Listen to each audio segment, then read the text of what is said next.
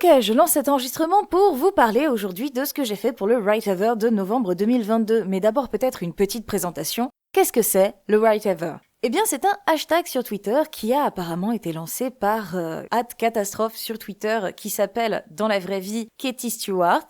Pardon, j'ai pas de texte sous les yeux, je fais entièrement ça de mémoire. Et donc c'est un jeu d'écriture qui consiste à écrire une micro-nouvelle par jour en utilisant comme point de départ, comme espèce de petite graine pour faire germer l'idée, une liste de mots qui est décidée en début de mois. En novembre 2022, ça faisait apparemment 2 ans que le Writever avait été lancé et c'était une liste auto-réflexive, une sorte de retour sur les 2 années de Writever qui venaient de s'accomplir. Et donc c'est que des mots en rapport avec l'écriture, la brièveté et le Writever lui-même. J'ai déjà participé au challenge Writever, mais je sais jamais quoi faire de ces petits bouts de texte que j'ai écrits après avoir terminé de les écrire. Donc je me suis dit que pour voir, j'allais enregistrer moi en train de lire mes conneries, parce que je fais souvent des blagues pendant le Writever, le format de la blague se prête bien à l'amplitude d'1 ou 2 tweets, puisque une blague ça va vite, c'est setup, développement, punchline, tout ça. Et donc, voici une lecture chaotique des tweets que j'ai faits pour le Writever. 1. Thème. J'ai traduit du français vers le sumérien, ils roulèrent par terre et firent tendrement l'amour, et suis retourné dans le passé insérer cet ajout dans l'épopée de Gilgamesh, puisque le sous-entendu entre l'éponyme et Enkidu est trop subtil pour certains. 2. Robot. Eh oui, Hélène, mes robots protoplasmiques vont libérer l'humanité du travail. Oh, Harry! Nous n'aurons plus qu'à vivre oisivement dans nos bourgs, ce qui fera de nous des bourgeois, et oups, les robots se révoltent déjà. Personne ne l'avait vu venir. C'est une référence à Rossum's Universal Robots, la pièce de théâtre très connue qui a inventé le concept de robot. 3. Micro-nouvelle. Dans le futur, l'attention est si rare qu'on cherche un format encore plus court que la micro-nouvelle. Non, attendez, restez, je vous assure que la chute est drôle. Non, je vous en prie, passez pas au tweet suivant, j'ai encore le temps. S'il vous plaît, restez avec moi. 4. Annonce. Le petit Enzo, monsieur Enzo, le vieil Enzo, bébé Enzo, arrête ça! Le petit Enzo attend sa maman à côté des cabines de voyage temporel. Si vous connaissez, avez connu ou connaîtrez la mère d'Enzo, nous vous remercions de l'en informer. 5. Hashtag. Alors, en fait, je trouve que hashtag, ça sonne un peu comme un mot allemand, du coup j'ai écrit celui-là en allemand, mais je vais directement le traduire en français, parce que mon accent est horrible et vous n'avez pas besoin de subir ça. Connais-tu lundi, mardi, mercredi, jeudi, vendredi, samedi et dimanche ? Il y a un jour secret, l'appendi ou l'abdi, quand la magie est réelle, mais seulement pour les Allemands. Ne le dites pas aux Français. 6. Feuilleton. Mais tu sais que toutes ces péripéties sont générées par un réseau neural. Ouais. Et tu sais que les IA sont mauvaises pour intégrer des thèmes dans des feuilletons d'aventure. Ouais. Et tu regardes quand même ce truc aléatoire ? Je suis accro. 7. Régularité. J'ai fait changer le morceau de ma cervelle qui fait passer le temps trop vite quand on s'amuse et trop lentement quand on s'ennuie. Chaque seconde dure 1 seconde désormais. Je ne suis plus certaine de si mes hobbies m'amusent. J'ai refait ma compta. 8. Écriture. Alors celui-là, il est absolument incompréhensible sans le contexte. Le contexte, c'est le roman que j'ai perdu en 2018 quand mon ordinateur s'est cassé la gueule. Ce qui parlait d'une meuf, c'était une histoire de SF sur une meuf qui est écrivaine. Mais, et c'est là qu'est le plot twist, elle écrit pas des romans, elle écrit des réalités virtuelles dans lesquelles les gens vont vivre à plein temps. C'était la backstory pas intéressante, passons au tweet qui est du coup pas intéressant non plus. Hélène considéra le générateur de script fondé sur l'ensemble de son œuvre. Son chef lui dit « Évidemment, il ne peut pas tout faire à ta place. C'est une béquille au mieux. Teste-le. » Elle écrivit. Puis, l'ego blessé, elle jeta l'appareil par la fenêtre. Mon ordinateur, il n'a pas été jeté par la fenêtre, il est tombé d'un petit guéridon. 9. Consigne. Écrivez un roman profond et léger, au style recherché et compréhensible sans se fouler l'esprit, adapté à la plage comme au salon. Vous aurez une chance que l'algorithme vous recommande à l'éditrice. Puis c'est elle qui le lira, alors pas de SEO hacking. 10. Challenge. NaNoWriMo Segmented Speedrun, Real Time, 50K, glitchless à 10%, 53 heures, 27 minutes, New World Record. 11. Collectif. Quand les riches ont enfin trouvé une porte de sortie et sont partis en nous laissant la planète, nous avons tous poussé un soupir de soulagement, puis nous nous sommes mis au travail. Ils étaient, en fin de compte, le seul obstacle à l'action collective. Alors celui-là, il n'est pas compréhensible sans backstory non plus. Ok, j'ai lu un bouquin dans lequel les riches trouvent une technologie suffisamment avancée pour aller plus vite que la lumière, mais pas de technologie suffisamment avancée pour réparer l'écosystème de la planète Terre, et du coup ils se cassent. Mais il est dit que ça va prendre 300 ans pour que la Terre devienne complètement invivable pour les êtres humains. Les modèles qu'ils ont fait ont calculé que les humains pourraient encore vivre sur la planète Terre pendant 300 ans. Et donc en 300 ans, alors qu'on s'est débarrassé des riches et des pollueurs, moi je m'attendais à ce que dans le roman, à un moment, il y ait un comeback, parce que du coup le reste du roman, nous on le passe du côté de la société totalement claquée au sol que les riches ont créée dans l'espace. Et je m'attendais à un moment que peut-être il y ait genre la commune communiste globale de la planète Terre qui déboule en mode « Eh, salut les connards, on vient faire la guerre, bisous ». Et en fait, c'est pas arrivé. C'est pas arrivé. Et ça veut dire que je vais écrire ce roman à la place maintenant. 12. Mensuel. J'y crois pas, vous avez encore changé la périodicité du magazine ? Non, non, c'est toujours un mensuel. Il sort tous les 30 jours. Tous les 30 jours vénusiens. Du coup, mon prélèvement automatique aussi ? Attends. La blague, c'est qu'un jour sur Vénus, ça dure genre 250 jours de la Terre. J'ai oublié combien exactement. 13. Twitter. Les anciens racontent qu'au temps jadis, un oiseau bleu nourri par les pensées du monde entier terrifiait tous les chefs et tous les sorciers par sa seule existence.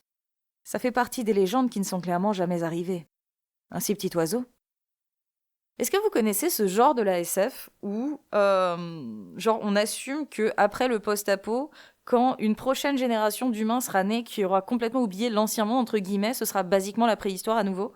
Bref, c'est dans ce genre-là de SF que ce tweet-là se place. 14. Liste. Un vaisseau intersidéral, une très compacte collection de vieilleries, un soupir qu'analyse une domotique zélée, des épis de blé tordus par l'impesanteur, mon miroir dans ma main orné de perles antiques, l'ennui, tout l'espace pour maison, nulle part où me rendre. Alors, la liste poétique est un vrai genre de poésie qui existe et je ne sais pas en écrire et je regrette d'avoir commis ça. Je regrette d'avoir insulté le genre de la liste poétique en faisant ça, navré. 15. Imaginaire. Chacun possède en soi une image du monde, un fantôme du réel créé par des substances étranges et des différences de potentiel électrique. Quand tout se passe bien, cette image fait croire à l'individu qu'elle est vraie. Sinon, eh bien, vous voilà ici. 16. Favoris. Ça fait 3 jours que je n'ai plus d'œuvres favorites. Le cycle des sorties continue. Sur le réseau, je vois les artistes dessiner des scènes incompréhensibles et des personnages inconnus. Je me sens exclue. Demain, il faut que je trouve une vraie série à aimer. 17. Atelier. Bienvenue à cet atelier créatif, venez. L'objectif de notre première séance, c'est de brainstormer les activités que vous voudriez accomplir pendant ces rencontres. Attends, du coup, cet atelier, c'est juste une sortie en groupe, là ? Non ? Alors, on sent pas la SF parce que je pense qu'on n'est encore pas tout à fait à ce niveau-là de vide social dans la vie des gens. Mais il est vrai que parfois, je suis allée à des groupes de gens qui se rencontraient dans ma ville et qui, visiblement, cherchaient juste un prétexte pour parler à d'autres gens. Et ouais, je suis vaguement inquiète de ce que ça veut dire. 18. Connexion. Tu veux savoir quelle est la vraie magie, mon pote ? La nécromancie ? Non, gars. La vraie magie, c'est l'amitié et les connexions qu'elle crée. Pourquoi je te déterre des cadavres depuis tout à l'heure, alors ? Parce que tu es mon ami. Ah !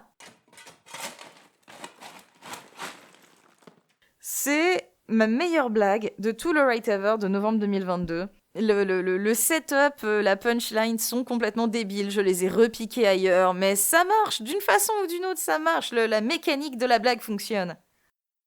19. Exercice. Dyspraxique, je n'ai aucun sens de l'équilibre. Je ne fais jamais mon pilate sans mon surderme qui corrige mes postures. Problème, le Bluetooth ne peut pas se désactiver. Aussi, cher voisin, merci d'arrêter de vous y brancher, ça ne me fait pas rire. Alors là, par contre, la blague ne marche pas du tout, parce que à mi-chemin, j'ai décidé que ce texte est écrit sur un mot en bas d'un immeuble. Et qu'est-ce qui se passe ? Alors, c'est la personne avec qui je vis qui m'a dit qu'il était incompréhensible, celui-là. Donc, le pilate, c'est une forme de gymnastique. Et cette gymnastique peut demander d'avoir le sens de l'équilibre à certains moments. Sauf que la personne nous annonce qu'elle n'a aucun sens de l'équilibre. Donc elle utilise un appareil qu'elle appelle un surderme. Au début, je voulais parler d'exosquelette et après, je me suis dit, non, il y a trop de présents dans ce futur, on va passer à l'étape du dessus. Au lieu d'avoir un exosquelette en métal et en tige, on va avoir un exosquelette en plastique qui est juste une combinaison qu'on va appeler un surderme. Et donc, le sous-entendu de la blague, c'est que les voisins se sont branchés au surderme du mec et que, je sais pas, peut-être qu'ils lui ont fait faire des postures de yoga débiles, je ne sais pas. 20. Amorce. Toute ma vie, j'ai attiré des gens malgré moi. Était-il appâté par mon corps, ma voix, autre chose? Je ne sais pas. Tout ce que je sais, c'est que je suis un bout de viande, qu'il y a derrière moi un hameçon, et que quelque chose va tirer sur la ligne. Écoutez, il y a 36 sens au mot amorce, et j'ai pas réussi à choisir. 21. Invité. Il faut trop que tu passes dans mon habitat. Je sais, meuf, mais je suis entre la Lune et Mars, c'est les 6 prochains mois, ce nouveau boulot est déglingué, je m'éclate, mais mon emploi du temps est... Ah Pas grave, ici c'est CRS, on a l'habitude, t'inquiète. 22. Convergence. J'ai acheté un charme à l'Efcaïrim ancienne pour croiser la route de l'homme de ma vie. Je n'arrête pas de percuter des gens dans la rue maintenant. À croire que cette sorcière me prend pour un garçon facile. Ou alors le charme marche comme prévu. Alors, je voulais, une Efcaïrim ancienne. Dans ma tête, c'était une sorcière, une devineresse qui devine la chance. Mais, comme une andouille, j'ai pas réfléchi au fait que Efcaristo, ça s'écrit pas E-Fi-Ki, ça s'écrit E-Y-Ki. Et je sais pas pourquoi, c'est irrégulier et du coup, ça se prononce Efcaristo. Bref, ce truc en pseudo-grec francisé, là, l'utilisez pas, c'est de la merde. 23. Partage. Lassé des petits jeux financiers, j'ai voulu mettre un coup de pied dans la fourmilière en créant le Sharecoin, une monnaie virtuelle qui se multiplie quand on la partage. Ça sonne comme le début d'une mauvaise blague, mais l'économie est restée stable. 24. Pirouette. Mon maître d'armes insiste sur l'importance du panache. Parce que je ne veux pas le décevoir, je débute toujours mes duels à l'épée par une rondade suivie d'un salto arrière. Remportai-je mes combats? Non. Fais-je la fierté de mon enseignant? Non plus. 25. Numérique. Je ne supportais plus d'être ni un esprit, ni un animal vivant, ni une mégamolécule organique, ni un phénomène chaotique, alors je suis devenu un nombre. Le 378 pour être précise. Qu'est-ce que c'est reposant. 26. Taille. Ayant trouvé ce diamant dans la tombe d'un roi oublié et exaucé tes rêves dans son reflet, ne t'es-tu pas douté un peu, voyageur, qu'il était maudit? C'est moi son lapidaire, je l'ai taillé dans le carbone comprimé des cendres de la princesse héritière. Fun fact, si tu mélanges des mots du champ lexical de la SF, genre carbone comprimé, et des mots du champ lexical de la fantasy, du genre roi, tombe, princesse, d'un seul coup, ça devient de la science fantasy. C'est la règle. 27. Contrainte. La contrainte est créative, me répétais-je, tandis que mon éditeur aiguisait son grand couteau. Si tu ne termines pas ces corrections, susura-t-il, je vais manger tout ce délicieux saucisson aux herbes sans toi. 28. Fred. L'hyperfiction a été tressée d'1 million de micro-messages envoyés par 100 utilisateurs. Rattrapée par le mainstream, l'instigatrice en fit une version papier. Tout le monde la trouva nulle. Elle échouait à reproduire le chaos des fils de l'intrigue. 29. Teasing. Alors pour celui-ci, je vais pas faire la blague où il faut que vous alliez vous-même sur Google Translate. Je vais directement traduire ce qu'il y a écrit en grec de Google Translate, donc pas en grec de la vraie vie. Cassandra hésita, puis écrivit sur la bannière devant sa porte. 12 prophéties incroyables, la 4e vous étonnera. L'étrange personne venue lui rendre visite avait promis que ces mots pouvaient contrer sa malédiction. Rien à perdre à essayer. 30. Right ever. J'ai oublié d'éteindre la scripteuse automatique. Elle n'a arrêté d'écrire qu'à cause d'un bourrage papier. Celui de l'appartement, je ne pouvais plus ouvrir la porte. Les dernières pages sorties parlent d'une imprimante à la recherche du sens de la vie. Profitons du fait que ça va être public pour remercier publiquement Katie Stewart, aka Catastrophe, qui met en place ce challenge très sympa tous les mois en allant chercher des contributeurs qui font des listes tout à fait sympathiques. Je vais arrêter l'enregistrement ici. Merci d'avoir été jusqu'au bout de la vidéo. Mettez un pouce bleu, abonnez-vous. Non, je rigole, faites pas ça. Ciao, ciao.